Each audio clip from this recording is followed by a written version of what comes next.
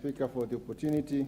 The Prime Cabinet Secretary, in his answer earlier, attributed the current situation, economic situation, to a huge public debt. And part of it he attributed to the state corporations. I'm just wondering if it could be explained what the government is doing to control debts emanating from the state corporations, because most of the time they are forgotten. Thank you, Mr. Speaker. Prime Cabinet, you can answer those 9 and we close there.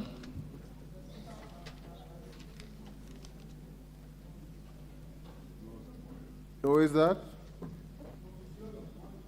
Mohammed, you'll have a bite another day. I'm afraid we must come to an end.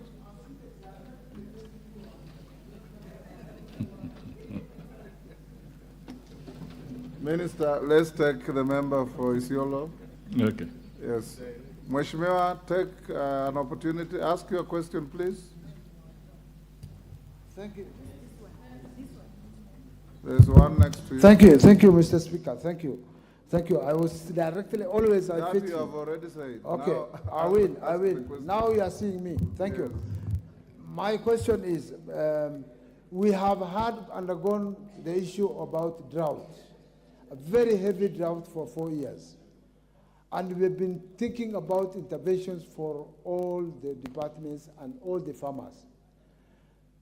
Pastoralists, I mean the ASAL and semi-ASAL groups, I don't know what we are going to wait in form of intervention from this government, because others are given fertilizers, others are given seeds. What are the pastoralists who have lost? Because in the real sense, the people who lost what they had were the pastoralists.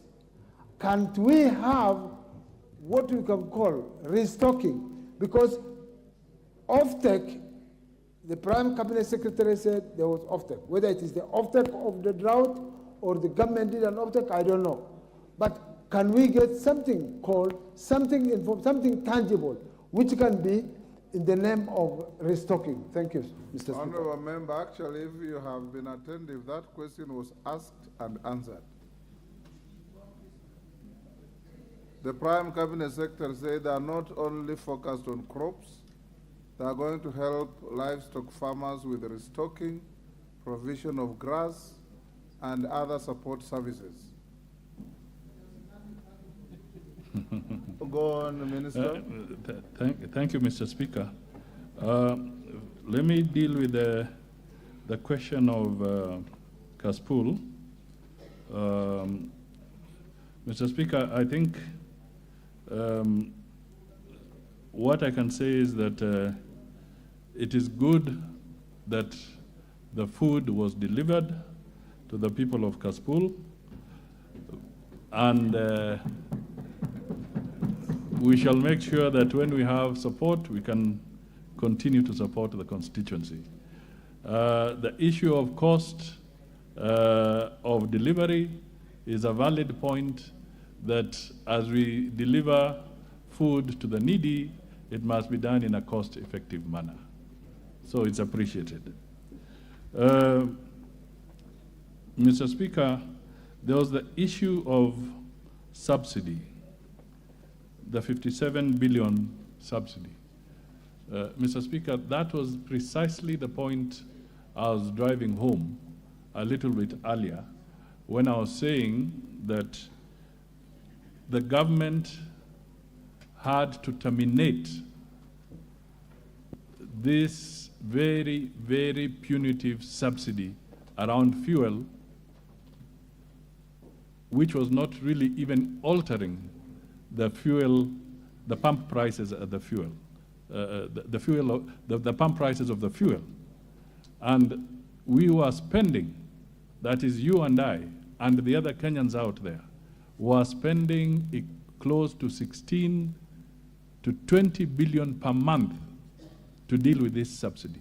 So I do acknowledge there is indeed a pending portion of about 57 billion, but this was because that subsidy, if I may use the words I used earlier, was ill-advised.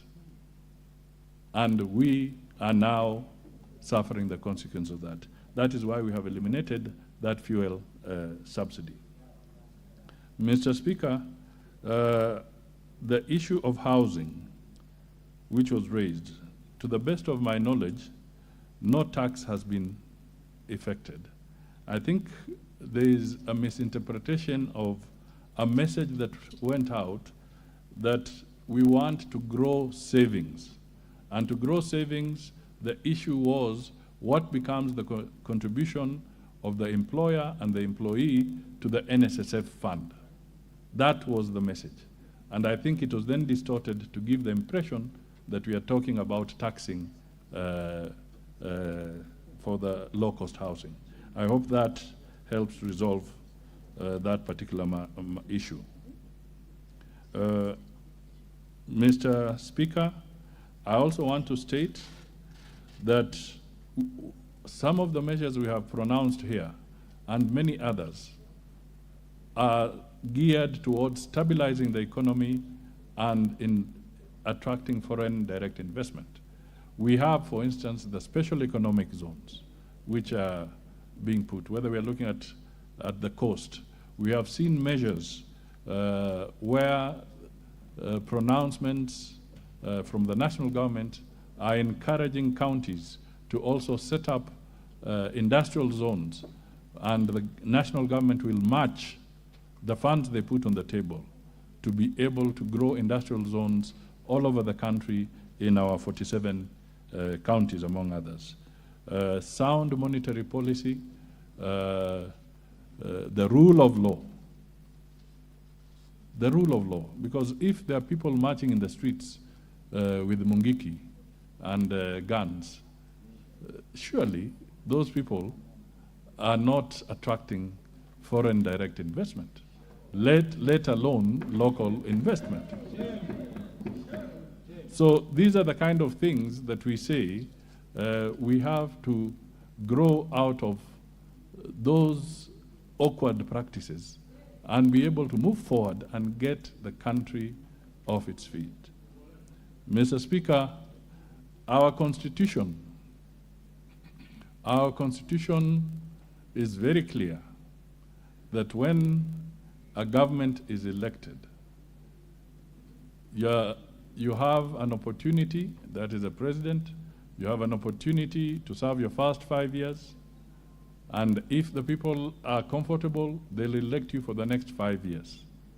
Mr. Speaker, in the wisdom of this country, Kenyans have embedded that, and it cannot be changed. So we must make it very clear that it is not possible for anybody to have a second bite at the cherry. We now must move forward, going ahead. Mr. Speaker, I would want to say that there is no Kenyan maize being grown in Zambia.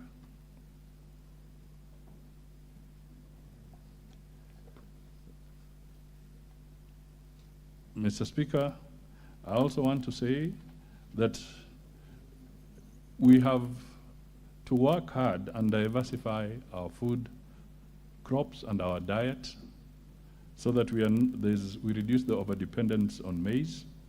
And this is absolutely essential. That is why I think I made some remarks that we are also encouraging the traditional crops, and we have issued seedlings in some of these, for some of these crops, so that we can have diversity. And when we have a challenge with maize, Kenyans cannot starve, but they can also use alternative food crops.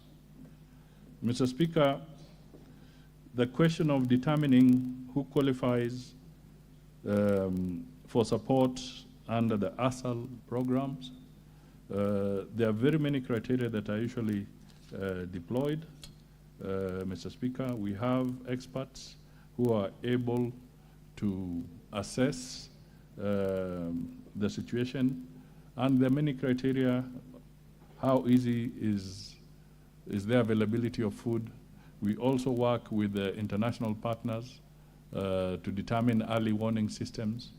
There are various surveys that are conducted to be able to know who are the most vulnerable groups. So there are many, many different parameters that are used to determine who would be needy when it comes to support. And that is why that support is targeted. It's not for everybody because it's not practical to have everybody on, say, cash transfers. We have to then identify specifically who would be a beneficiary of that. I want to say that as county governments, the message of them enhancing their own local revenues is absolutely important. As much as the Constitution says that we have to have a revenue share, I think it is important that they also look at their own revenue sources and be able to upscale them. Mr. Speaker, there was the issue of state corporations. I want to say that this is something that we will bring to the table, and I would like to appeal to members of parliament on this particular area, and my appeal is as follows. When the Abdi Kadir Committee made its report on public state enterprises, at that time there were 262 state corporations or sagas or parastatals.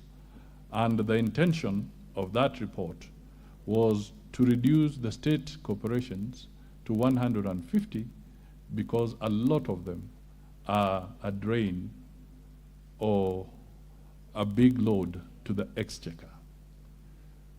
Unfortunately, I have to report to the House that from the time that the Abdul Qadir report was made to date, there are now not 262 government agencies, but 350 plus.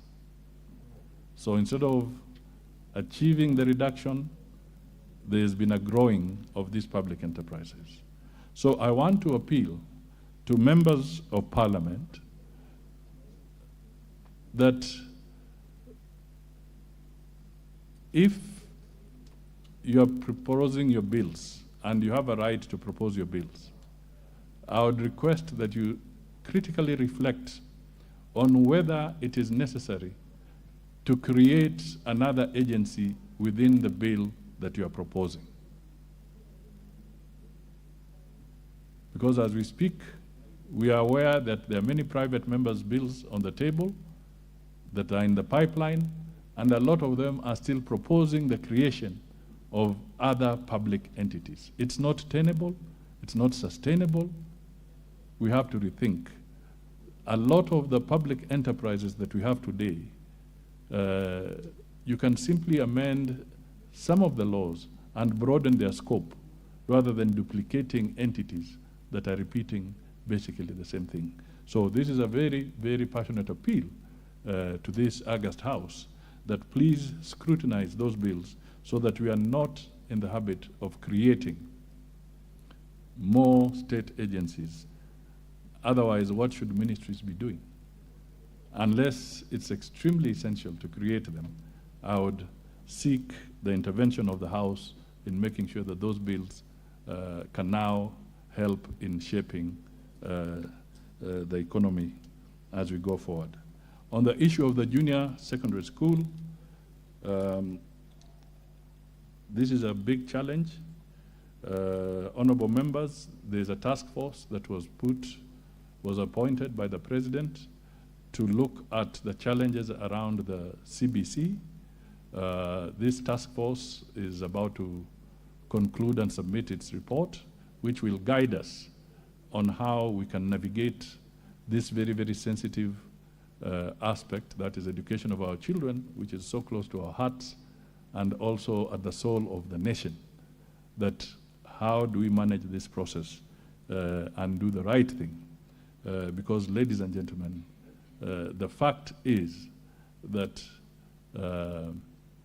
what the task force is doing now is something that should have been undertaken, in all honesty, before the CBC was put on the table. But now that it is with us, we cannot afford to cause any more disruptions in the lives of our children, especially as far as education is concerned. So we can only seek your indulgence that let the report of the task force come through, and through it, let us have guided and well thought out policies on how to move forward with this particular program. Mr. Speaker, on the issue of public debt and interest, I just wish to reiterate that it is a challenge. We have to continue working on it. There'll be many proposals that will come on the table, but I do not want to preempt. But I want Kenyans and Parliament to appreciate that it is not in our interest as a nation to default in any of our obligations. They are sovereign obligations. We have no intentions of defaulting. We do not want to default, but we will have to take very tough measures along the way as we move forward.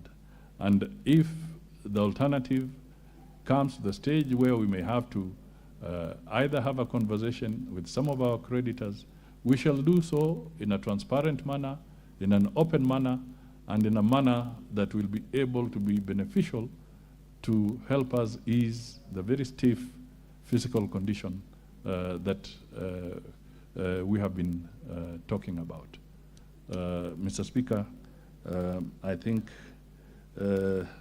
I've fairly exhausted a number of the issues. Yes, member for Garissa Town. I think there was the issue of meeting the small millers. And yes, your message is well received. Two things, Minister. Sit down, honorable member for Garissa Town. There are two things, the small millers that Jane Kihara is asking for you to meet, and the member for Garissa Town is asking whether the benefits of G2G fuel arrangement can be cascaded downstream to downstream players. Take your seat, honorable member. I have paraphrased your question. Mr.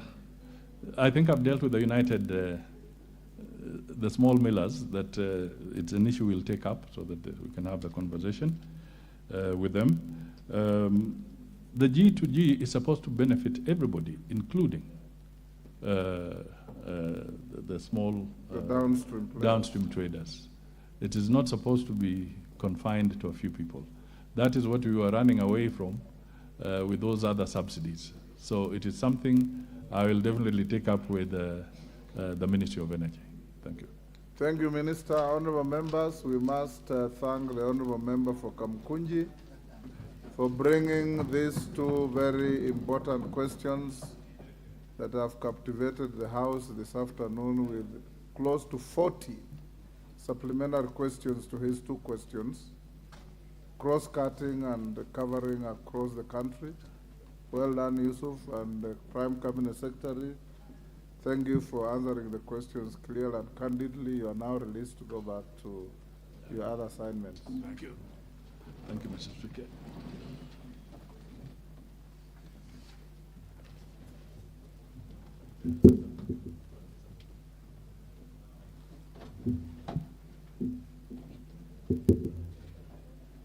Who is opening up this?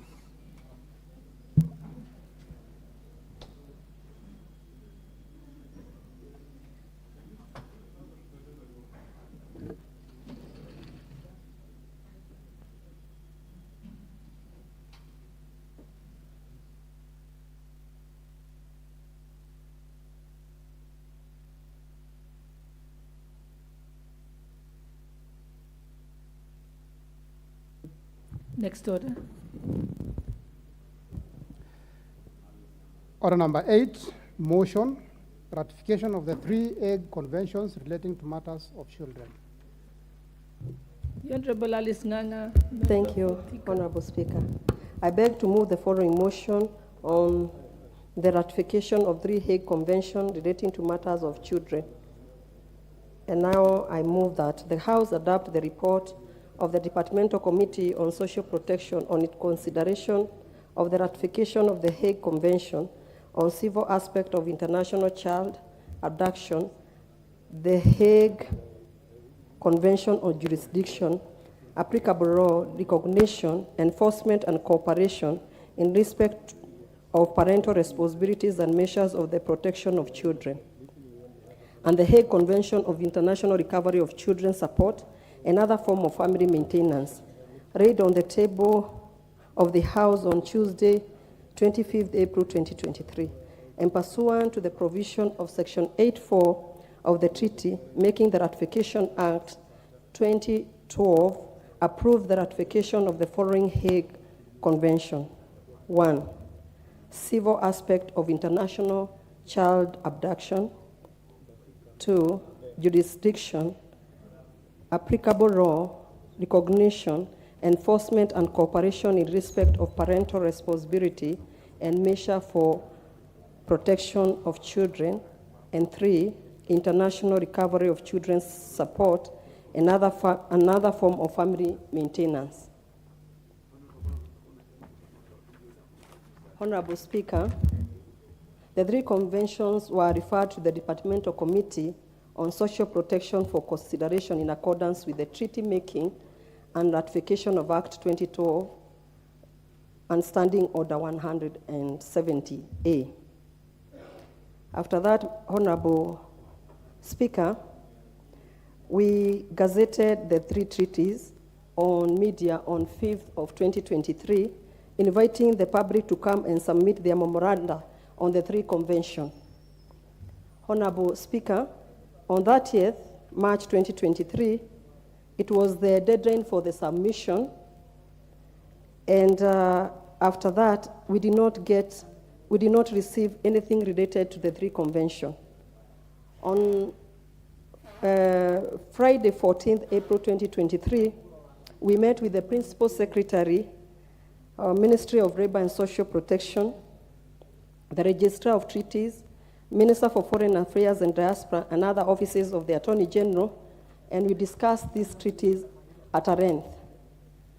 In this regard, in the respect of the Hague Convention on the civil aspect of international child abduction, the committee observed that the convention sought to protect children from harmful effect of international abduction by encouraging prompt return of the abducted children to their country of habitual residence and to organize and secure effective right of access to a child.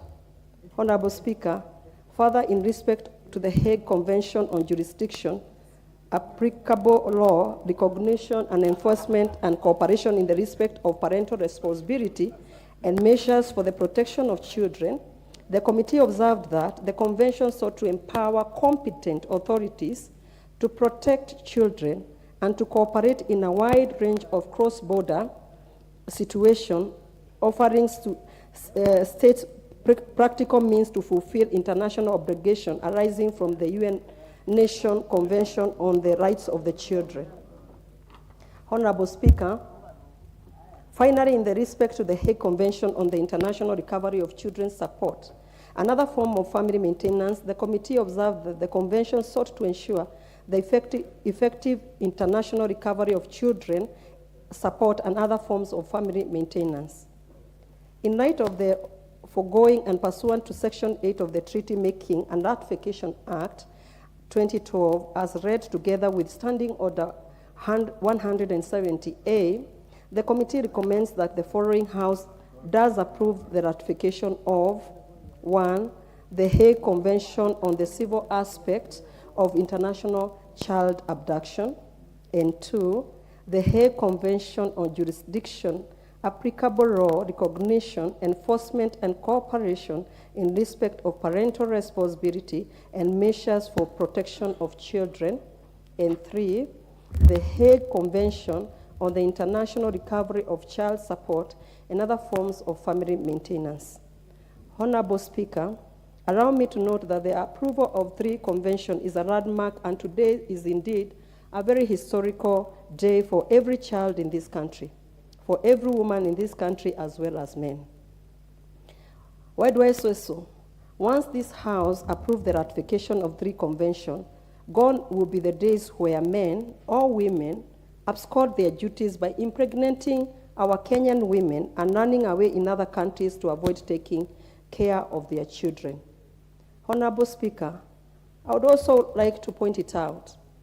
When Thika Superhighway was being constructed, we have so many Chinese children who are left behind because the contractor was from a Chinese country, and once they were done with constructing the superhighway, we were left with so many Chinese children behind.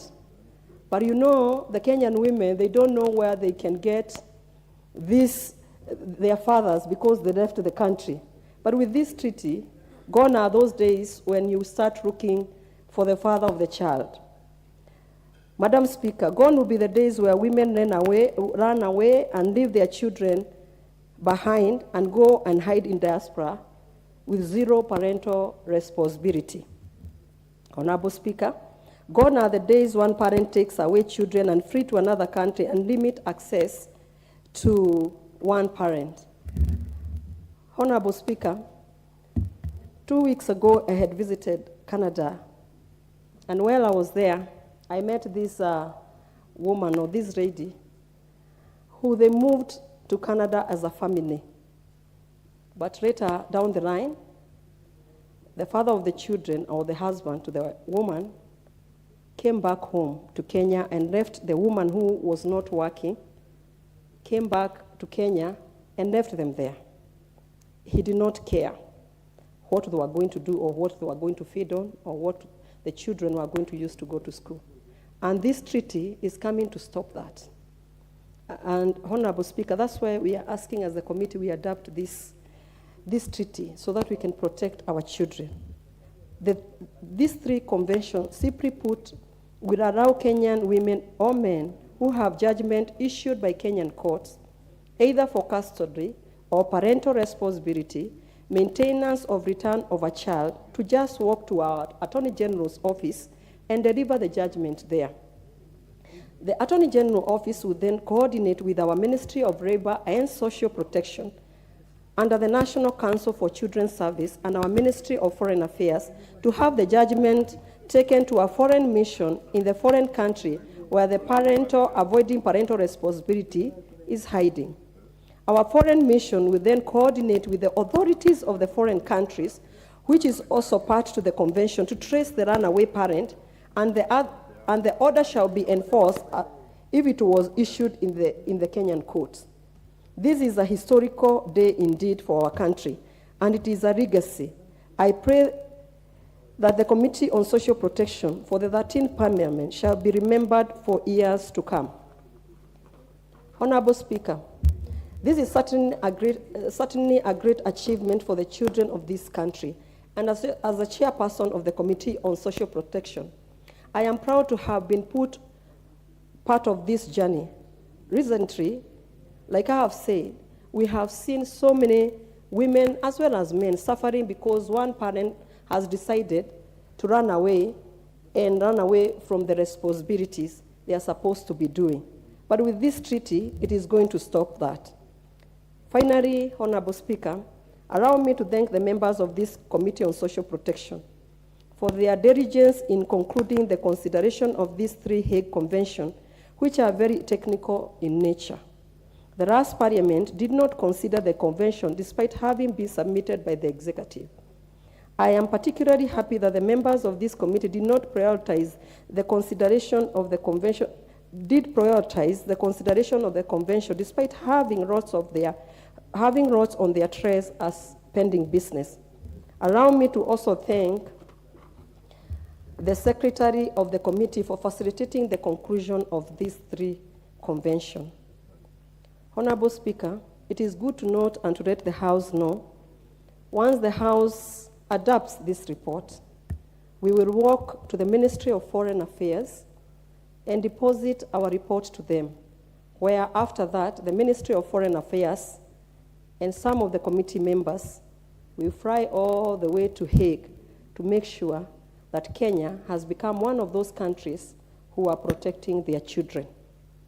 With these few remarks, it is my pleasure and duty, proud moment for the children of Kenya and men and women of this great country, that I beg now to move this motion and urge the House to adopt this motion. And also, Honorable Speaker, I want to request Honorable Hilary to second the motion, the Vice Chair of the committee to second the motion. Thank you very much, Honorable Speaker.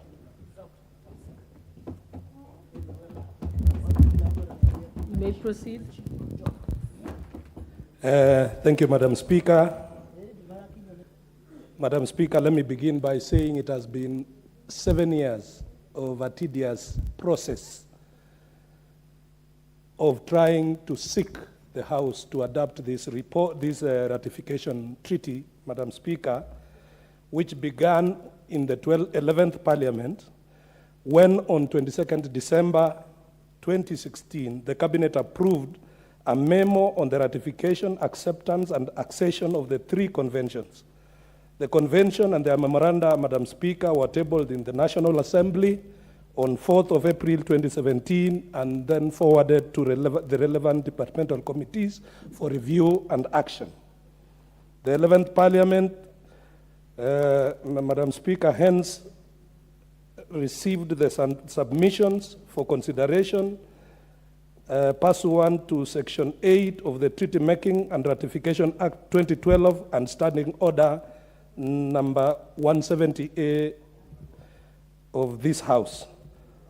Madam Speaker, upon the committal, when the 11th Parliament lapsed, the 12th Parliament came in, it went without finishing this job, Madam Speaker, and when the 13th Parliament came into being, this committee on 17th January 2022 was seized on this matter, and upon the committal to the committee, Madam Speaker, the committee moved very fast to receiving submissions from relevant stakeholders and doing its report quickly, completing it on 25th April 2023. Honorable Speaker, the 3 conventions will be a great addition to the laws and policies of our country, and as the Chair has stated, the Hague Convention on the Civil Aspects of the International Child Abduction shall protect children from harmful effects of wrongful removal or retention and ensure that prompt return to their country of habitual residence, as well as to secure protections of their rights. Secondly, Madam Speaker, with the rising cases of child abduction, the Hague Convention on Jurisdiction, Applicable Law, Recognition, Enforcement, and Cooperation in respect of parental responsibility and measures for the protection of children shall ensure recognition and enforcement of decisions made by Kenyan courts relating to parental responsibility within the contracting states. Honorable Speaker, I therefore urge this House not to delay further the ratification of these conventions, and it is important to note that these conventions are retroactive and can therefore be applied to prosecute matters that happened in the past for which the cases are still pending, including the cases Madam Chair has alluded to of the superhighway parents. Honorable Speaker, the signing and ratification of this convention by Kenya will demonstrate Kenya's commitment to the collective action to the improved regulation of the subject matter of the convention, and this will bring positive consequences both to the country and to the other contracting states. Honorable Speaker, while I wish to pass my sincere gratitude to the members of the committee and the Secretariat who took part in the process of considering this convention, the work that went into making this process successful was immense. The teamwork and dedication is commendable, and it is my wish that the committee continues with the same spirit and momentum. Honorable Speaker, it is now my humble pleasure to second and support the recommendation of the committee as contained in its report that this House approves the ratification of 1, the Hague Convention of the Civil Aspects of International Child Abduction, 2, the Hague Convention on Jurisdiction, applicable law, recognition, enforcement, cooperation in respect of parental responsibility, and measures for protection of children, and 3, the Hague Convention on the International Recovery of Child Support and other forms of family maintenance. Madam Speaker, I beg to support. Honorable members, I now propose the question that this House adopts the report of the Departmental Committee on Social Protection on its consideration of the ratification of the Hague Convention on Civil Aspects of International Child Abduction, the Hague Convention on Jurisdiction, applicable law, and recognition enforcement, and cooperation in respect of parental responsibility and measures for the protection of children, and also the Hague Convention on the International Recovery of Child Support and other forms of family maintenance, laid on the table of this House on Tuesday, 25th April 2023, and pursuant to the provisions of Section 8.4 of the Treaty Making and Ratification Act of 2012, approves the ratification of the following Hague Conventions.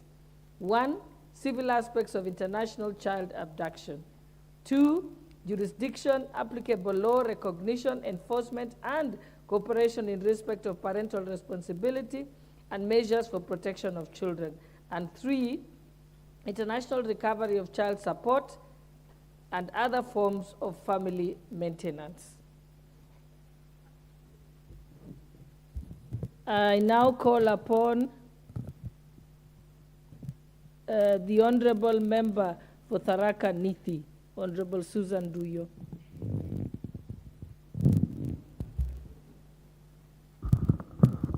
Okay, thank you, Madam Speaker, for giving me this opportunity.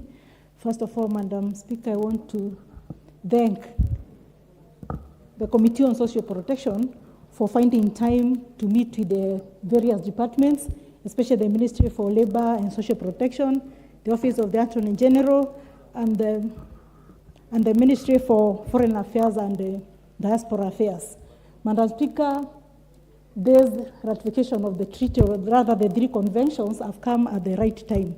Madam Speaker, I've been a children officer for quite some time, and I am able to understand the harmful passages that people in Kenya, the Kenyan children and the parents are going through. Madam Speaker, especially the issue of abduction. Abduction is an issue that has been being performed in Kenya, and especially in children's homes, whereby foreigners come into this country, abduct our children and run away with them. And a case in Imenti South whereby a parent came to learn that the child that disappeared from home and already been adopted by a foreigner. And getting this child has quite been very difficult. Madam Speaker, with these treaties and these conventions, especially the Convention on Abduction, we are very much assured that as Kenyans, when our children are abducted or when they are retained wrongfully, we're able to get them through the central authorities, especially when they are countries that are states to these conventions. Madam Speaker, look at a case whereby a foreigner has come to this country, had an affair with a Kenyan woman, impregnated the Kenyan woman, and abandoned the Kenyan woman with the children. There are foreigners who come to this country, move around with our women in the name of getting married to them, and when they are parting ways, they run with our children, and our Kenyan women or the mothers have no access to these children. Madam Speaker, with this treaty, with these 3 conventions, our parents in Kenya who have been denied access to their children through their running away with the foreigners are able to access their children and also attain the parental responsibility.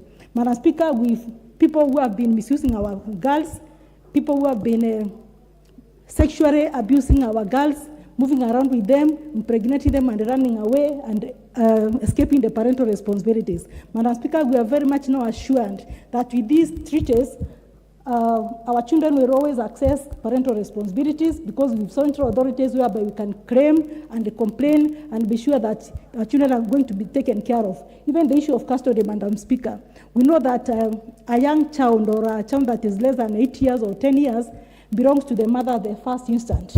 Madam Speaker, even with this case and even with the Kenyan Children's Act of 2022, we found people who don't care, that they have to run away with our children, they have to avoid the parental responsibilities, they have to deny their mothers the initial custody. Madam Speaker, with these three treaties, Kenya is going to some place. That's why, Madam Speaker, I really request and urge this Honorable House to adopt these three conventions so that Kenyan children can be taken care of. Madam Speaker, thank you, and I thank the House.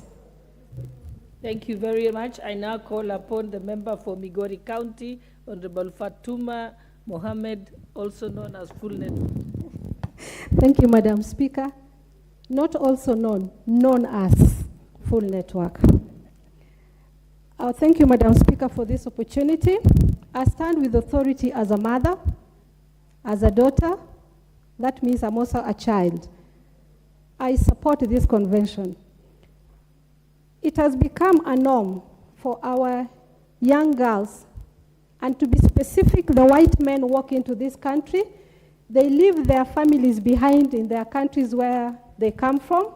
They cheat our little girls, get them pregnant, and then leave them there, knowing very well there is nowhere this girl will get help from. I have a case that I'm very sympathetic with. And to mention, a Dutch citizen came here, got a 26-year-old girl pregnant, frustrated the girl. The girl went into depression in Malindi. She got cancer. The girl was moved back to Nairobi to live with their family, with the girl's family. The girl died, frustrated. And all the man was doing was push the girl to death. All the time he would call and tell the girl, anyway, you're going to die, you're a moving dead body, all sorts of things. This girl moved and went to court, children's court, before her death, and requested the court that in case I die, I would request that my poor mother takes care of my little boy. The boy is with the grandmother, the girl died, but the man is not giving them peace, threatening them, telling them that he's going to go to big courts, they will get arrested, he will put them in jail forever because he has money. Honestly, we need protection for our children. The child does not even go to school because the father is not providing. And the father is saying that there's nothing you can do because you don't know where to get me, and I am married back at home. Such a scenario, surely we really need protection for our girls, for our children. I honestly support this. Even back at home here, we have older people taking advantage of our younger girls, especially the rich, especially the powerful men. And once the girl gets pregnant, the girl is threatened with either you abort or you give birth and I take the child. And if that happens, that the girl takes into the pressure and gives birth and gives the child to the rich parent, rich father, the poor little girl will never see that child again. In most cases, where they move to court, they don't either even get justice because the courts sometimes, not all the times, are also, in their own words, would call it hot air, and the poor little girl will have nowhere to run to. I beg that we protect our children. The children did not request to be brought to this world. They don't know under what circumstances they came to this world. They should not be put under those circumstances that they don't understand. A child has a right more than even a grown-up. In the eyes of the Lord, in the eyes of justice of this country, we need to protect our children. May God rain down here and take this convention to action so that our children are taken care of, just as the mothers also need protection. Because some of the women that give birth to these children, also sometimes divorce do happen. And the court would rule that the mother and the child should be taken care of. But you find that the court, same court, the rich person will go back to that court and the person will be told, that now you're bankrupt, you can't take care of Fatuma with that child anymore. And then the mother falls into the circumstances that the child is in. I beg to support. Thank you, Madam Speaker. The Honorable Member for Ruangwe, Honorable Lilian Gogo.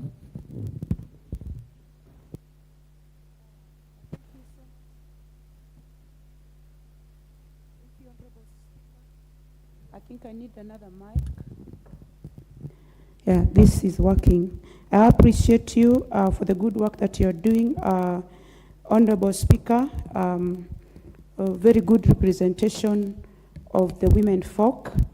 I belong to the Committee of Social Protection as a member, and I want to thank my chairperson and the vice chair for well articulating the issues on the 3 conventions that we have brought to the floor of this House, Honorable Speaker, for debate so that the House can approve the ratification of the 3 conventions. Honorable Speaker, from the point where I stand, a lot of discussion was put on this to see the pros and the cons of the ratification of these particular conventions. And it is important in the interest of our country, as Kenya, to join in the community of nations to ratify conventions that are beneficial to our great nation, Kenya. Honorable Speaker, these particular conventions are also in line with the supreme law of the land, that is the Constitution of Kenya 2010, under Article 53, that provides for the protection of the great children that are born of Kenyan and non-Kenyan nationals. It is important, Honorable Speaker, that our children are not subjected to abuse, neglect, harmful cultural practices, all forms of violence, Honorable Speaker, inhumane treatment and punishment, and hazardous and exploitative labor. These conventions provide for support recovery, Honorable Speaker, that where we have 2 nationals involved in the bearing of a child, and one goes and abandons their responsibility, that this particular law can be invoked so that these children can get support from the parent, either the mother or the father who has abandoned the child.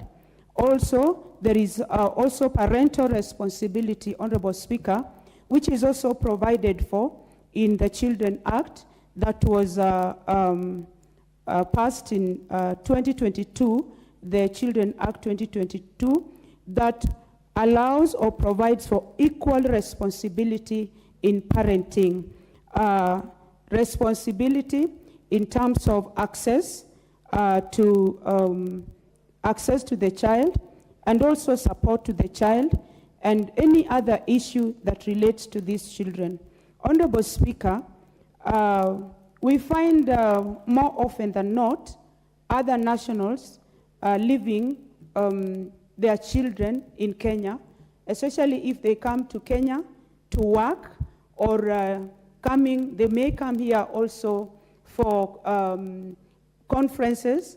And at the end of the day, Honorable Speaker, we find their children littered all over in Kenya, leaving especially our young Kenyan girls who are lured into having sexual responsibility with these outsiders or these visitors.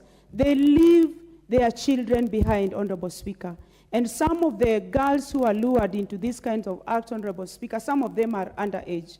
And in case this happens, Honorable Speaker, then with this particular convention can be invoked together with our local laws.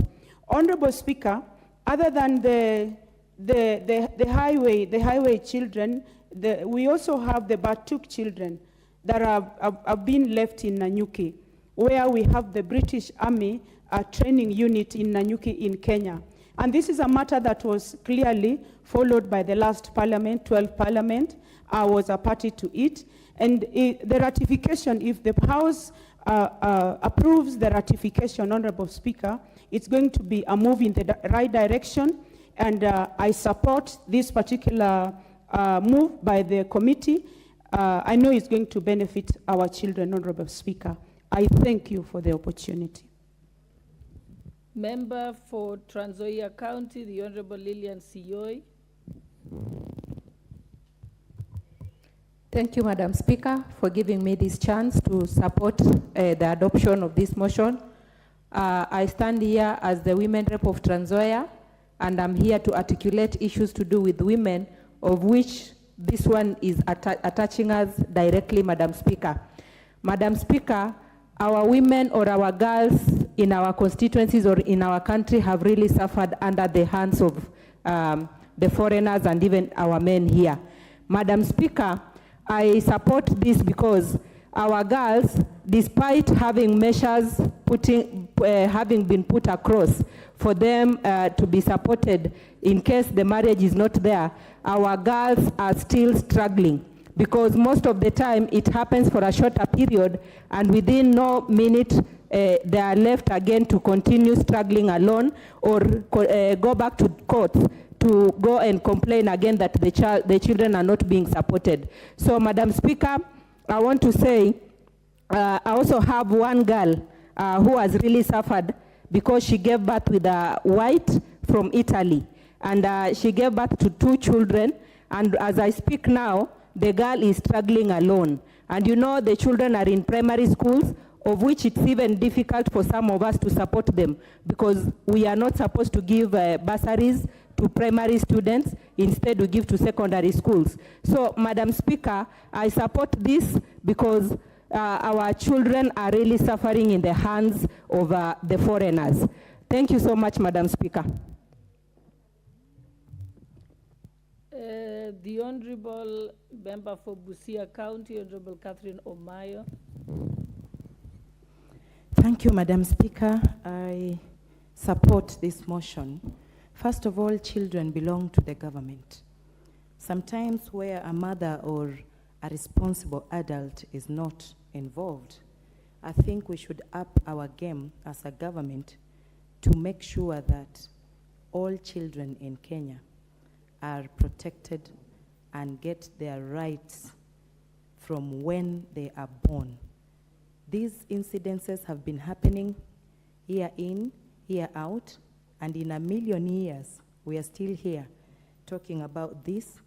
I think it is a responsibility of all of us, whether with limited education or not. Once a child is involved in a family or a community, we should all be on guard to see how they are raised, the environment, what they are getting as they are raised, and if maybe because of poverty, some people neglect and it reaches to this level where children are at danger, then I think that's when the children departments in every maybe towns are supposed to go out of their comfort zones. Many times we have been called in my county, in a children's office, to go and take some of these children, and as they seek to get to the bottom of the line why the children have been neglected or they have been reported to have gotten lost, we are asked to help, and yet facilities to even shelter these children in every county, I don't think they are there. So there are so many other things that actually make this a little complicated, and yet it is not supposed to be complicated. So I support this motion, and I know that where Kenya is today after independence, we should be implementing more things than theoretically narrating. Thank you. Thank you. It looks like this motion is women top heavy. I can see the Honorable Member for Sirisia, Honorable John Waluki. Thank you very much, Madam Speaker, for giving me a chance also to contribute on this very important motion, Madam Speaker, the adoption of this motion, Madam Speaker.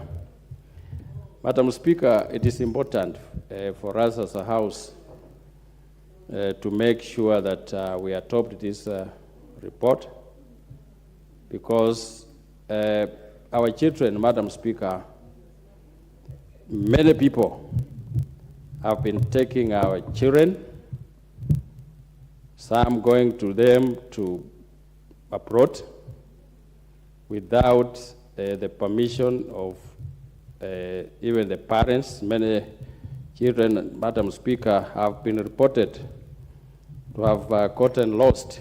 People steal children in hospitals, in homes, in town, Madam Speaker. So we need to put very strict laws that can protect our children, Madam Speaker. Madam Speaker, when we speak on this motion, I've seen my colleagues, women MPs, talking mostly protecting a girl child, Madam Speaker. But a child is a child, whether it's a boy or a girl, Madam Speaker, should be protected. Madam Speaker, Article 53 of the Constitution, Madam Speaker, protects children of this country, all children of this country, Madam Speaker, and citizens of Kenya, Madam Speaker. So, Madam Speaker, the laws that are there, Madam Speaker, I think they are weak. And this is the time I want to thank the member who brought this motion, Madam Speaker. And us as the House, Madam Speaker, this is the time to adopt this report, Madam Speaker, so that we protect children of this country. Thank you, Madam Speaker. Thank you. The Honorable Member for Funyula Constituency, Professor Dr. Wilberforce Ounda.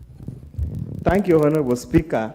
We were being worried that the debate was being hijacked by our female colleagues, yet the process leading to the child is a two-way traffic. It's very unlikely to happen one-way traffic, at least not the conventional or the traditional way. Honorable Speaker, as I stand here to look at the Hague Convention on Civil Aspects of International Child Abduction, the Hague Convention on Jurisdiction Applicable Law, Recognition, Enforcement, and Cooperation in respect of parental responsibility, and measures for the protection of children, and thirdly, the Hague Convention on International Recovery of Child Support and other forms of family maintenance.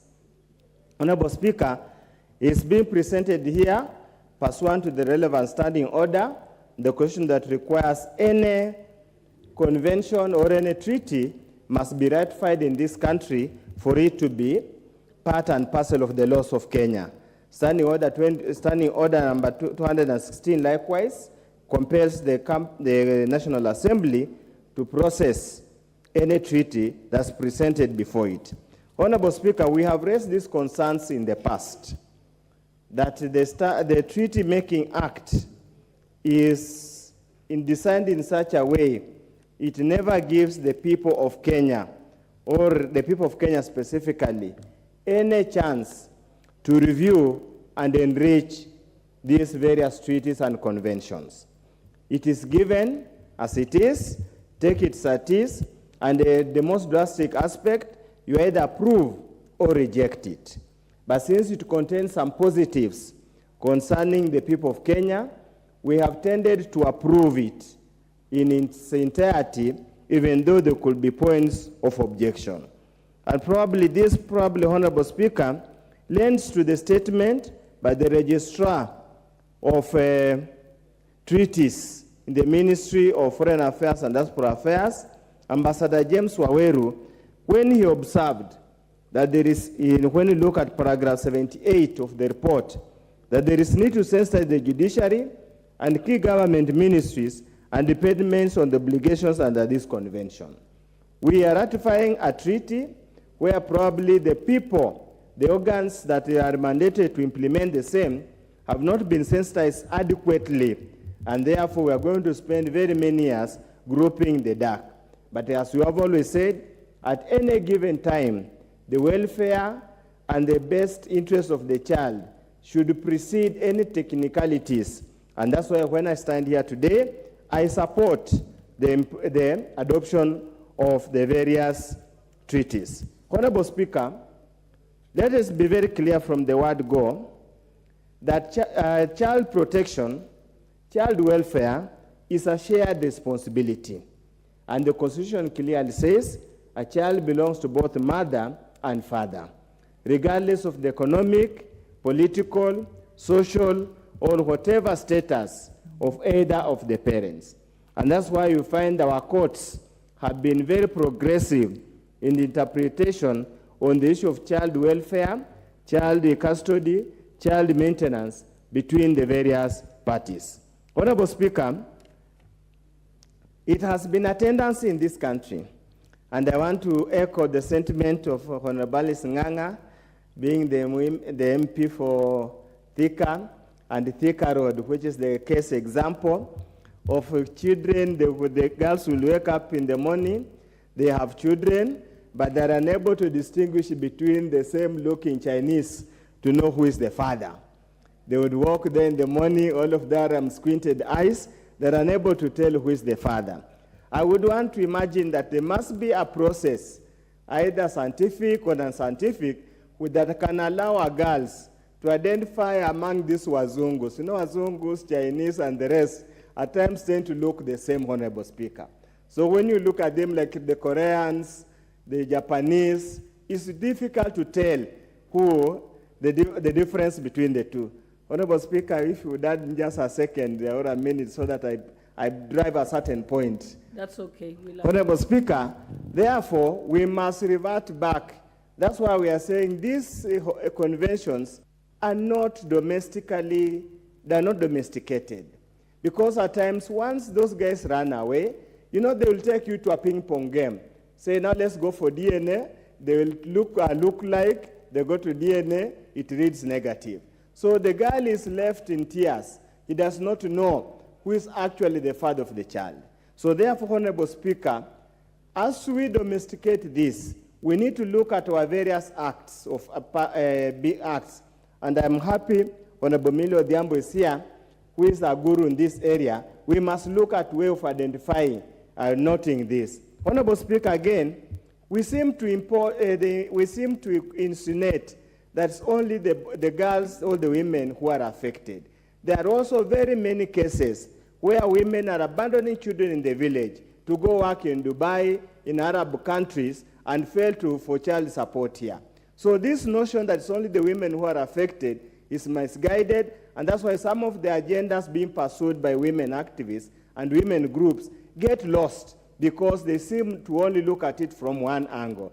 I would urge them to also, again, as you synthesize, as you talk, we must look at those women who abandon children in the villages. They go make money wherever they go and refuse to support. With those few remarks, Honorable Speaker, I support the motion. Thank you. The Honorable Member for Suba North, Honorable Millie Odhiambo. Thank you, Madam Speaker, for giving me this opportunity to support the three conventions that have been presented by the Committee on Social Protection.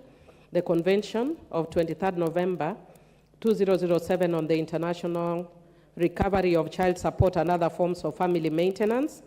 Secondly, Convention on Jurisdiction, Applicable Law, Recognition, Enforcement, and Cooperation in respect of parental responsibility and measures for the protection of children, concluded on the 19th of October, 1996. And third, the Convention on Civil Aspects of International Child Abduction, concluded on 25th of October, 1980.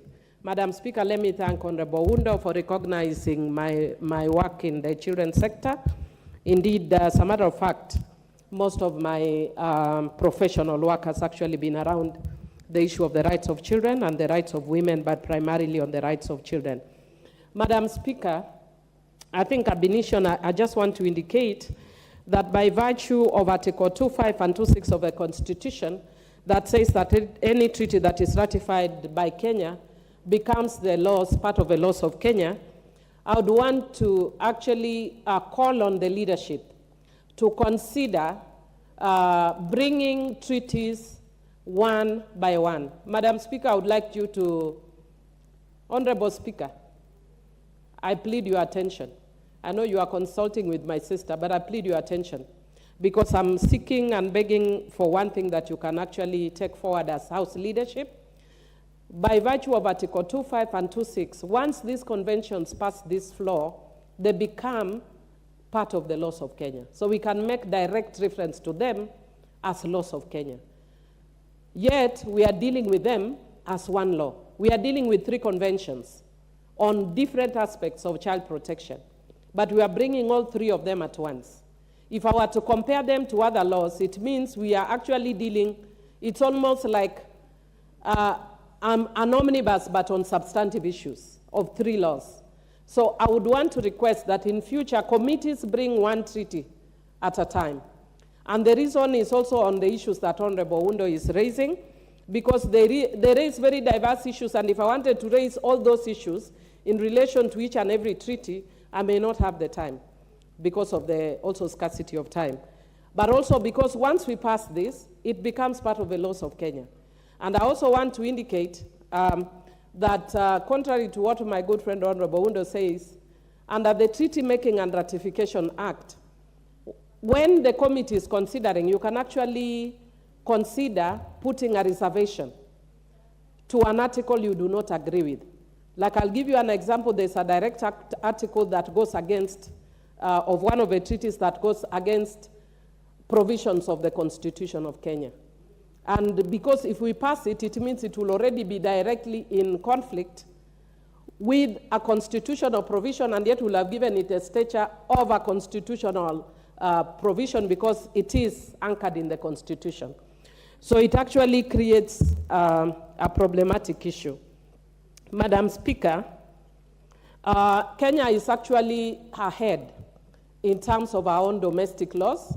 We have the Children Act, among several other issues, among several other laws that deal with comprehensively with these issues. And in the last parliament, just before we went home, we passed a very comprehensive law dealing with most of these issues, child protection, issues of custody, civil aspects.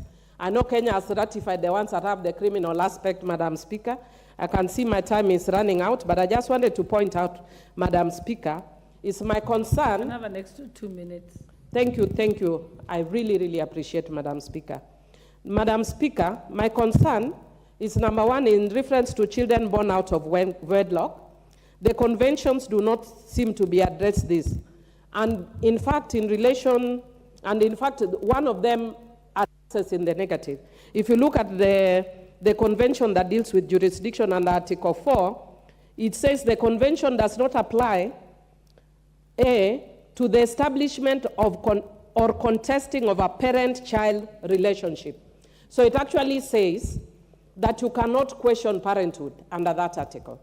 Yet Article 53 of our Constitution says you can by questioning who the parent is. So it means we can even do DNA to establish whether a man is actually the father of the child, because the mother is usually kind of obvious. So in that case, Madam Speaker, it means it sort of goes against our own Constitution. And then if you look at, Madam Speaker, the other one that is the same convention also deals with the issue of when a child is born. And this one actually recognizes children at the point of when they are born. Yet our Constitution recognizes children from conception. So this also goes directly against our own Constitution, Madam Speaker. Madam Speaker, again, because of time, you notice I'm actually just focusing on one convention. And that is why I'm requesting that in future, so that we actually see where there are those tensions that are likely to conflict with our own laws, it is good if we bring one convention at a time. And it is possible. Even if we did this immediately after they present the second and the third, it is still possible because we are actually making law. But the challenge that I see us faced with is that we sometimes think that ratification of treaties is like passing a report. No, this is legislation. It's not a motion. It is not a report, just a report. It is a report because it comes from the committee, but we are, after this, we'll have passed a law, and once the executive then goes ahead and ratifies, it becomes binding on Kenya. I think the only saving face for me is that we have also ratified the Convention on the Rights of the Child, so even where there are certain tensions, we might fall back to that. But if you are very sharp lawyers, these are some of the things that will find their way into a constitutional court. Otherwise, just to encourage the committees, please in future, if you don't agree with one, make a reservation very boldly in relation to that article. Otherwise, Madam Speaker, I do support, and thank you once again for extending for me the time. I appreciate. Honorable Millie, I know your many years that we spent in the child rights world, so I gave you a little extra time. But I think I will ask that the clerk's desk takes a note of the need to separate them and bring that to the attention of the relevant committee. So I think, Honorable Alice, Chairperson, it should come back to you out of here separately. I think that's a good suggestion. Thank you, Madam Speaker. Okay, now I call upon the Honorable Member for Kitui South, Honorable Rachel Nyamai. Thank you, Madam Speaker, for giving me an opportunity also to add my voice on this very important motion where we are dealing with ratification of these three treaties that has been presented by the Committee on Social Protection. Honorable Speaker, let me first of all congratulate the committee, both the Chair, the Honorable Alice Nganga, and the Vice Chair, the Honorable Hillary, for concluding this in the shortest time possible, bearing in mind that this is a matter that has been with Parliament and also with the committee for almost 7 years. So I would like to congratulate them for that. Madam Speaker, I listened very keenly, and I also had a chance to look at the report to the chair when she was making the presentation, that these treaties will enhance the rights of children, their parents, and we know that this is a matter that is happening in our country where children fail to access both their parents because of one situation or another. The rights of parents not being able to access their children, and not only the women, because we need to look at it both ways. There are also men who may not be able to also access children who are with their female partners. So, and also the rights, Madam Speaker, of children to be taken care, to have education, to have shelter, to have food, to have love, and possibly be able to access all their parents. So, Madam Speaker, I really support this report. I would like to go straight to a matter that was raised by the chair on the children that are as a result of Thika Road, children as a result of Kibwezi Kitui Road, children as a result of Kenol Sagana Road. Madam Speaker, this matter needs to be taken seriously because most of the women that found themselves in this situation have children who they are not even able to name the parents, the fathers, more so, Madam Speaker.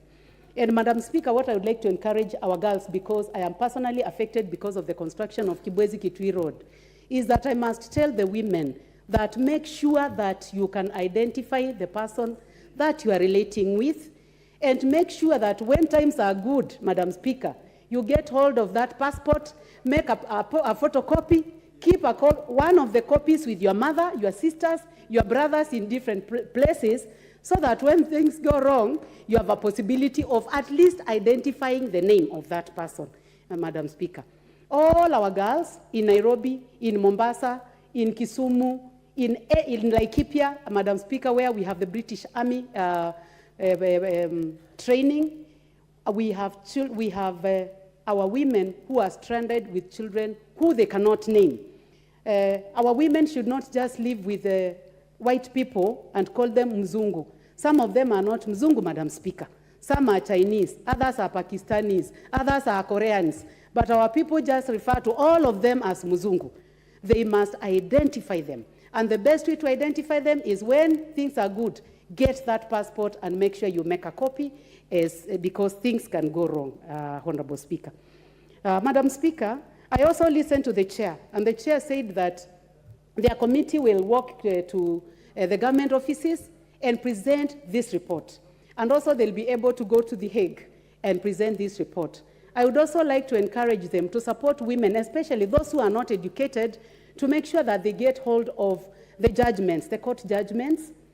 They may not be able to do this because this is not their everyday work, but there are government agencies that can pick these cases and ensure that they go through the judgments and they support our people, Madam Speaker.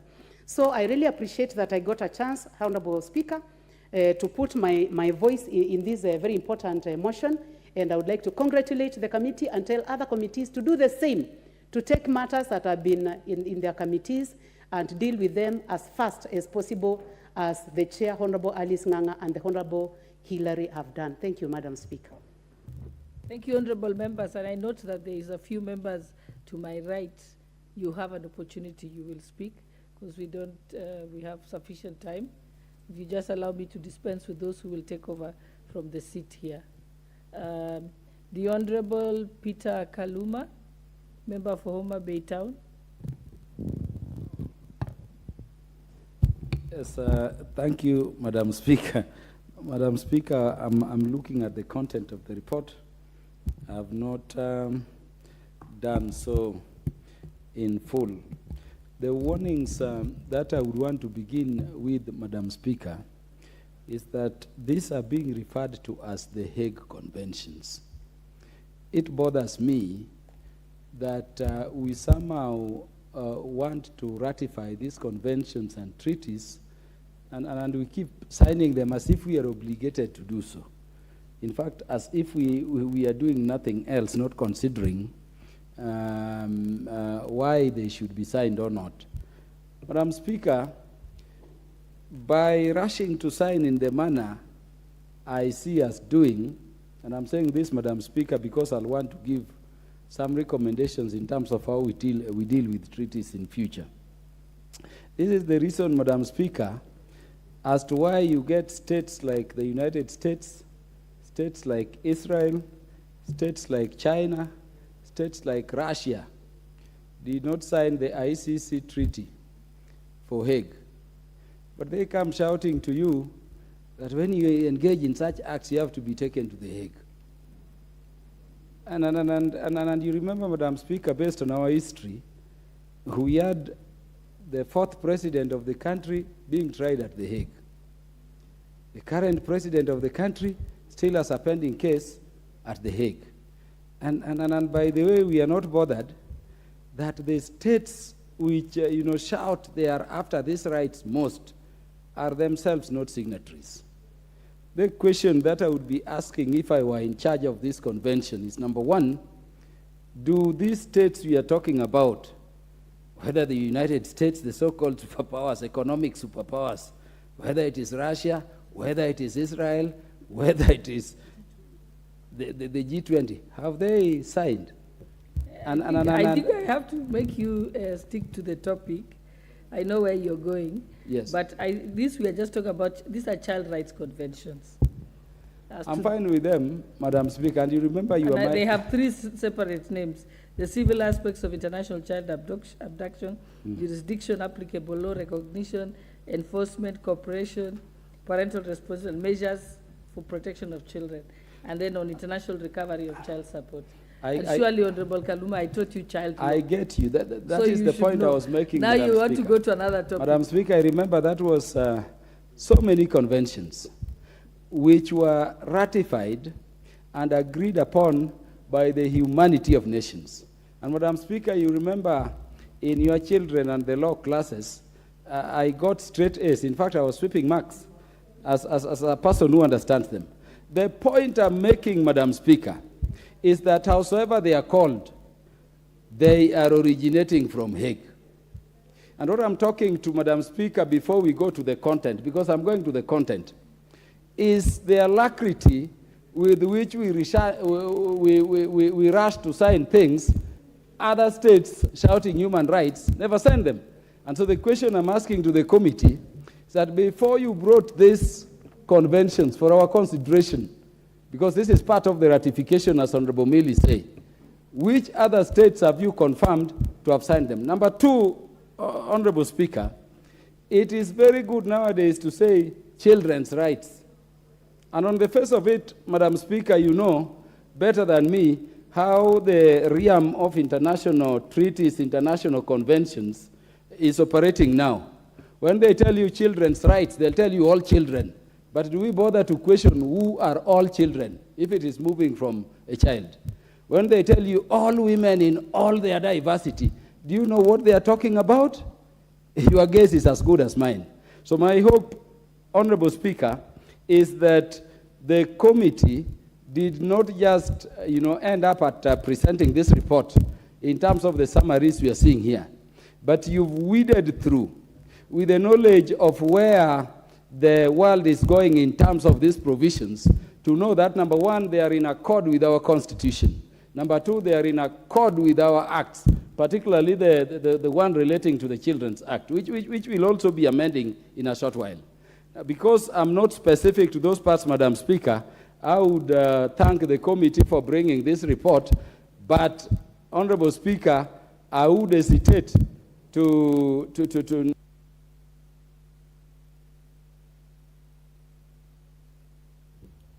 You can finish your sentence in exactly 10 seconds. Thank you, Madam Speaker, for your gratis award. I would say beyond the passage of this motion, if it will pass, we go back to dig to ensure that they accord with our existing laws.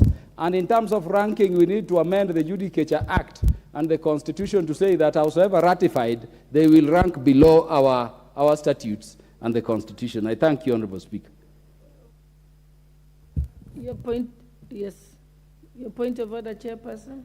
Madam Speaker, before we brought this report to the House, we just did not sit down as the committee as alone. We engaged many lawyers as well as the AG and the registrar. And we did not take even one day. We have been doing it ever since. So by the time Honorable Member, Honorable Karuma sees us tabling, bringing this motion to the floor of the House, it means we did what we ought to have done. And thoroughly, Madam Speaker, we cannot just rush things. We know this is a house of laws, and laws are made here. So if you see us bringing that motion to this level, it means we have done our due diligence. We have done what a committee ought to have done, and that is why we are here. And that's why we want members to contribute. We see where we are headed, and to see, even if it is they need to add to the report. But we are listening. When we come here, we want to tell the floor of the House that we have done our due diligence, and that's why we are here today. Thank you, Madam Speaker. Thank you. I think that matter was raised and already directed that the committee separates. We can look at, since the debate is going beyond today, you've said that they will be separated. Thank you, Madam Speaker. But I know that the thorough work has been done. Yeah. Because I know the nature of the committees. Yes. Thank you, Madam Speaker. And I also want to say, when we are looking at these three treaties, it's only that the report is one. When we are looking at them, we looked at them separately. We never bundled them together. They were separate, Madam Speaker. And they are still separate. Thank you, Madam Speaker. What is your point of order, Honorable Kaluma? I'm normally the last person to diminish the good work of my colleagues in all committees. The point I'm making is that the committee ought to, and remember I cautioned, ought to tell us what is lacking in our Constitution in terms of Article 53 and the Children's Act, which we are going to get only if we sign this treaty. That is the point I'm making, and that is the distinction I would request as we continue contributing we make, because if we don't approach it that way, then we risk signing things. Languages are now nuanced. You sign them, yet they are not adding anything to us while exposing our children as a country. That is the point I was making. Otherwise, I salute the work of all our committees of parliament. Thank you, Honorable Kaluma. And I think, yes, and this, like I said, this debate will go on beyond today, which means the members of the committee will have an opportunity to respond to what Honorable Kaluma has raised. Thank you. And now I'd like to call upon the Honorable Member for Kiambaa, the Honorable Kawajiko. Thank you, Madam Speaker. Let me take this opportunity to congratulate the chairperson of the Social Committee and the Vice Chair for bringing up this report. And we are cognizant of the fact that we are in trouble, especially whereby we are having international players within our society, whereby they leave us with a lot of burdens as far as, giving our young girls and taking advantage of our young girls and the poor economy of poor status of our economy, whereby they have to rely and to depend on those people for their survival, Madam Speaker. I support the motion because in most cases you realize that the most affected people are the women and the children. If the father and the kid and leave the child behind and go back to repatriate back to their country, you realize that those children really suffer. They become the street boys and street girls within our state, Madam Speaker, because there is nobody who is there to take care of them, Madam Speaker.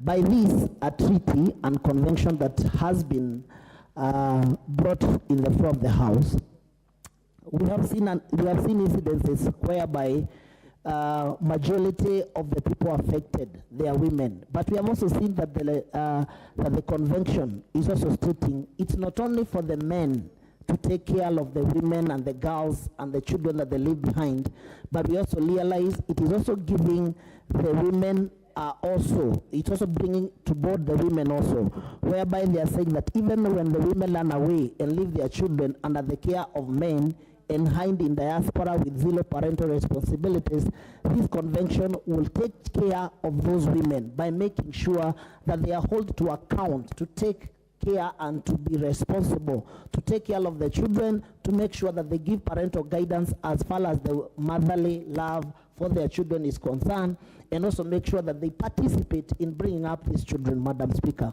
We have seen many Hague treaties, and we hope that this will not be one of those many Hague treaties, whereby that there is no one who is enforcing this law. But on this convention also, we have seen a situation whereby they are saying that if there is any order from the court within the jurisdiction of our country, and there is any court order relating to any child care or child support, the person who is in charge or who is held to account will take this order, and the Ministry of Social and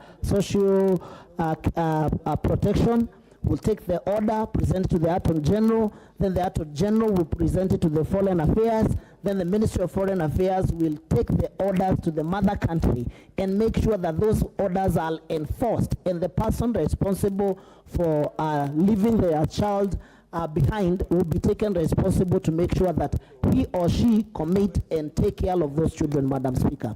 We therefore support this treaty. We commend the Committee on Social Protection for making sure that there will be a way to follow up, even after probably these people leave their children behind, even after the women, even if the women leave the children behind and probably go to live in the diaspora looking for green pastures, and they are not able to take care of their children. This convention will take care of such matters to make sure that they are brought to book and they take pure responsibility of their children, whether it is the men, whether it is the women, any person who is involved. We will be able to go beyond our borders and take care and bring those people culpable for the action to this country so they can be able to take care of their children and own up their responsibility.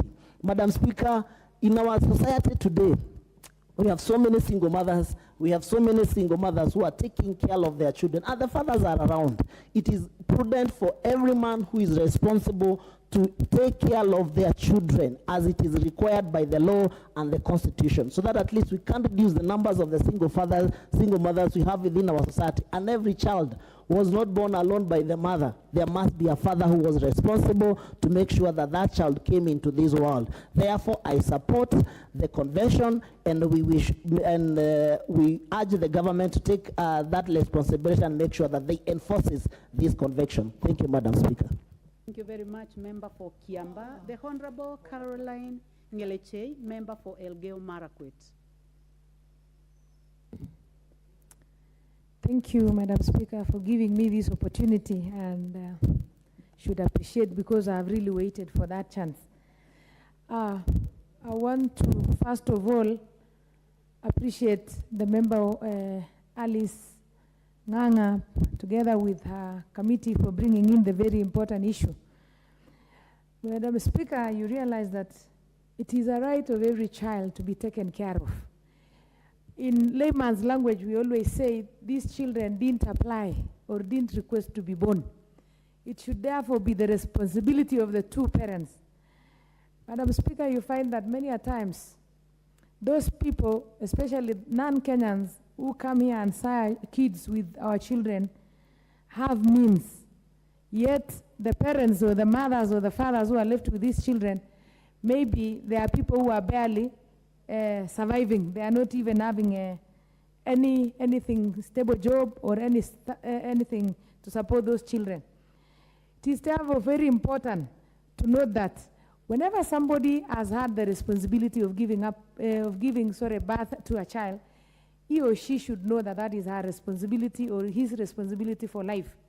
Madam Speaker, you find that many of the children who've found themselves in those crossroads, whereby they are left with one child, the ones that Madam Speaker was speaking about that emanated from the construction of roads here in Kenya.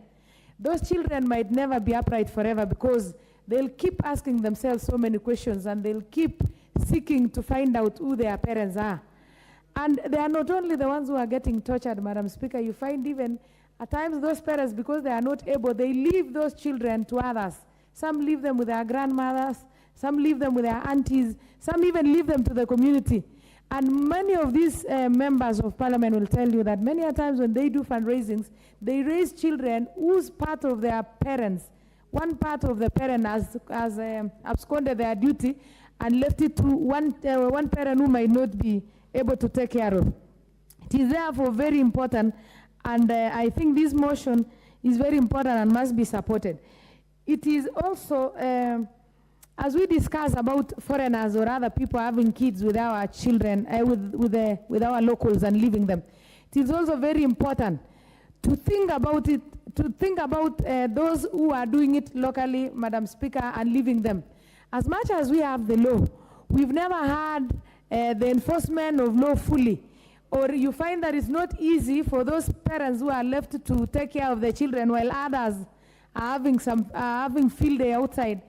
I've not had that opportunity, nor the law is very, the law does not support them fully. It is not free. It comes at a cost here in Kenya. And you find many people, instead of fighting for child support or even looking for those people who have the responsibility of their children, they just leave it and struggle on their own. And many problems in this Kenya are brought about by people who are leaving their responsibilities. That is why even when we have issues of like the active issue in Malindi, in Kilifi about the Pastor Mackenzie, you find that most of the victims are children. Some of these children are mentally tortured, and some of them are miserable, and they are looking for a shelter. But then, Madam Speaker, even as we look and adopt the treaty, it is also good to ask ourselves if we are giving away our rights as Kenyans, if we are also giving away the rights of the jurisdiction, because if I am Kenyan, for example, I should be tried at home. It doesn't only apply to those people who are running away, but also Kenyans who are running away from other countries.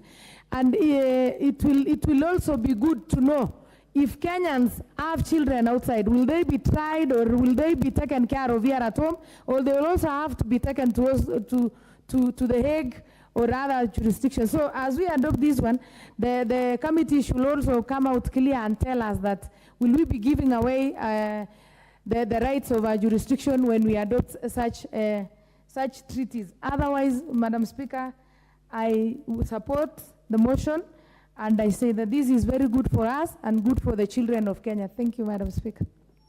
Thank you very much. The Honorable Donya Doris, member for Kisii County. Thank you very much, Madam Speaker. We are humbled as women when we are discussing issues that are so dear to our hearts. The issue of children rights, their protection, what actually begins at birth. There are countries that have strict laws that you cannot even go into a lodging with their girls. They are very protective. Like Madam Speaker, when we were in South Sudan for the parliamentary games, we were told in South Sudan, you can't just speak with the ladies the way you want. Otherwise, you will have it rough.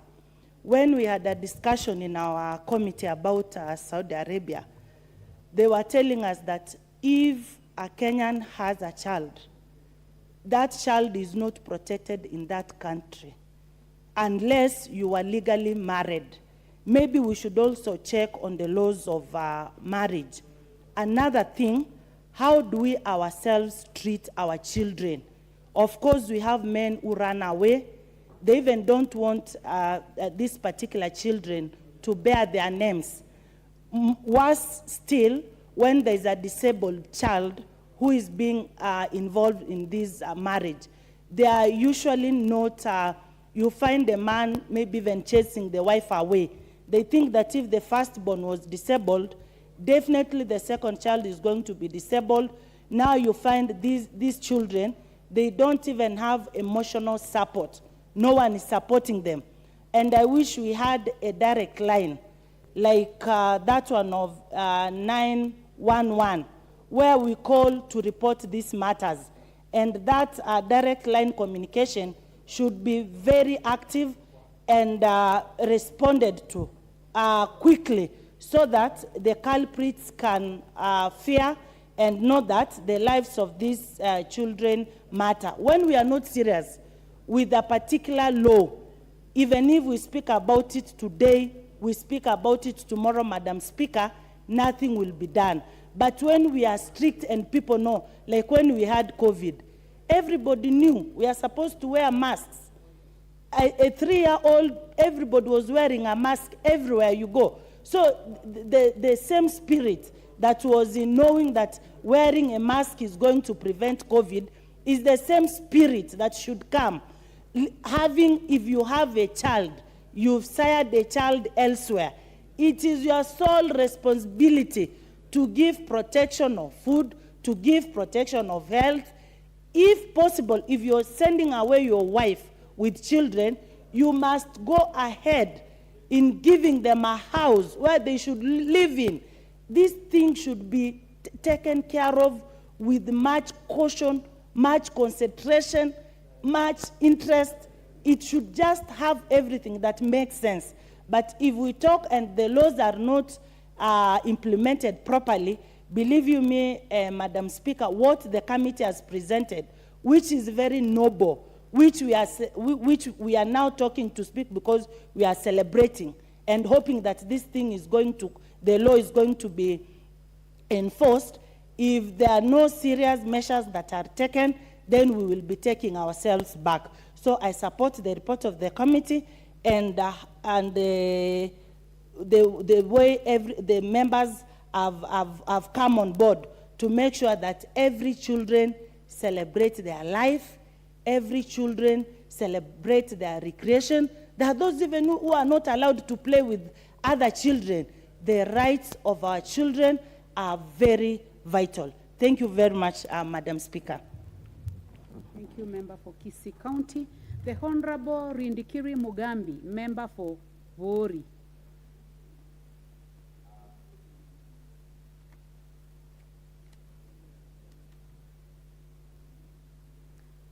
Please try Yeah, to thank you, locate Madam him. Speaker. I rise to support the ratification of these conventions, but Mr. Speaker, I also have some reservations, bearing in mind that there are 3 in 1. Some information that are pertinent, because we can rectify a convention, but we are not able to implement the same. Madam Speaker, this Parliament has a responsibility of protecting our citizens. We also have a responsibility of protecting our visitors from other countries. But we must be very careful on the dealings with our foreigners who come to this country. Madam Speaker, one of the things that I'm trying to check out is how do we make sure that we know the parent of the kid when it is born between a Kenyan and a foreigner. Madam Speaker, my suggestion is that we must have a registration process where each kid is registered, the mother and the father give their specific information on how we can trace them. Madam Speaker, we have to know the occupation of these people, and we have to know their immigration status, such that when these people leave this country, they can very easily be traced. So the convention need to have the rectification need to bear in mind the traceability of the parent. Madam Speaker, there is 2 types of abductions that I can conclude. There is the slavery, of course, of children, but also we have seen situations where parents, when they separate, some of them abduct the children and live with them without informing the other party. Madam Speaker, I think we need to find out when that kind of a situation happens, how do we treat the children and how do we treat the abductor. The other matter, Madam Speaker, is on the jurisdiction. There are so many countries which are not part of the Hague Conventions. And when we deal with the rectification like this, we also need to bring in Parliament that how do we deal with other cases who are not involved in the Hague Convention. I know some countries which are not part of the process, but I think this is a subject for another day because it's not part of this, but I think it's very important that we look at. Madam Speaker, if anybody, I am the person who has suffered quite a lot because I'm educating so many children. The so-called the street construction site children. Madam Speaker, you are not the only one left. I also have many.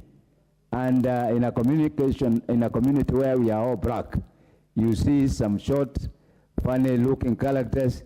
We don't know their fathers, and these children are actually left behind with their grandfathers and mothers. Madam Speaker, I think, and that's why I said, immediately the kid is born, if the father is allowed, we need to confiscate the document of these people so that they make a commitment on before they leave the country. Madam Speaker, the Batuk, I'm also a victim. Right now we have about 5 cases where the cohabitation with girls from our place and this gentlemen, they have been transferred and they left the house, and when they left the house, Madam Speaker, they came back through their proxies and now they require to repatriate their properties. So Madam Speaker, I think this is a very nice registration, but I think the most important thing is that we need to be very careful on how we are going to implement it. So I support with a kind of amendment if necessary. Thank you, Madam Speaker. Thank you very much. The Honorable Joshua Mwalio, member for Masinga. Thank you very much, Madam Speaker, for the opportunity which I want to speak on the report on the ratification of the Hague Convention on the civil aspects of international child abduction. My interest is if the ratification can be enforced to be able to recover the child support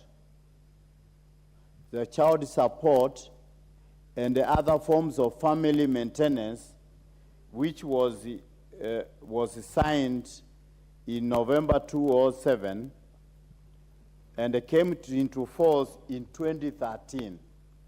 Because this is the only thing that can be able to be enforced for the children to get their rights. Many of the parents that are absent and have been able to give birth to children and have left them in the countries and especially in the Honorable Member for Masinga, I have a point of order by the member for Keses, the Honorable Julius Ruto. What is out of order, member for Keses? Thank you so much, Madam Speaker. I rise on point of order number 35 on the issue of quorum in the House, where we are discussing a very crucial matter that will implicate much to the country Kenya on the treaties that are international to be signed. I'm rising to call upon that the House is not in order because there's no quorum to be able to debate on this matter. Can we kindly ensure that we have the quorum to proceed to discuss this? Thank you. The member for Keses is quite in order, so I order that the bell is rung for... Can I finish? Can I finish then? No. When the matter of quorum has been raised, we can only proceed to have the bell rung for 10 minutes. Honorable Mwaliu. Huh? And while that is happening, you cannot go out. So I request that Honorable Mwaliu, please take your seat. You never know, we may get quorum. We can't have a forum now. We can't have a...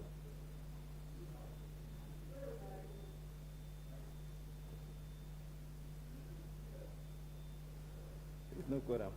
Look at it.